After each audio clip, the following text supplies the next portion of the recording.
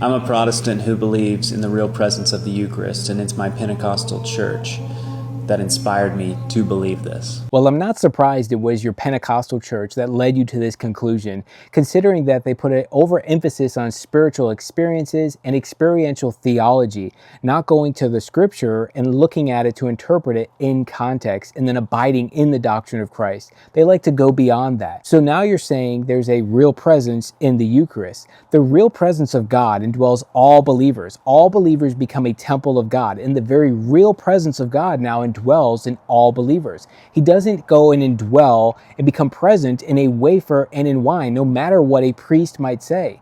Of course, Catholics go to the Bible and they pluck out a couple passages and say, look, here it is. But that's not what Jesus taught. Jesus was putting an emphasis to be saved on believing in Him, believing the gospel and having faith, because we are saved by grace from God and through the faith that we have in the gospel, because the gospel is the power of God unto salvation. The early church did not all believe in the real presence of Jesus in the Eucharist. I list out a whole bunch of the early church writers on my website, and you can check them out for yourself. But at the end of the day, the thing that should lead you to have a conclusion of what biblical truth is not a particular church, not a denomination, not what any man says, but what does the truth of God's inspired written word say?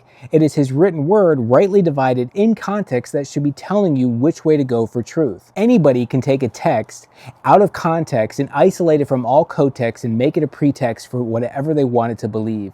We don't get our doctrine from vague, ambiguous things that Jesus or the apostles said or wrote. We get our doctrine from the clear, simple passages that teach the doctrine to us. And the scripture is clear. The Last Supper was a memorial. It is to do it in remembrance. And not only is the real presence of Jesus in the Eucharist wrong, but so is the Catholic invention of transubstantiation, that the body, soul, and divinity of Jesus is in a wafer and in wine. This is something that was invented hundreds of years after the time of Jesus and the apostles. It is not an apostolic tradition. It is not something that Jesus taught. We need to do better at reading and studying the Bible in context, and the best way to do that is in chronological order. So I want to invite you to come along with me in a book-by-book summary through the entire Bible in chronological order, with extra historical backgrounds and insights from a Jewish perspective. So just comment summary below, and I'll send you the details to get started.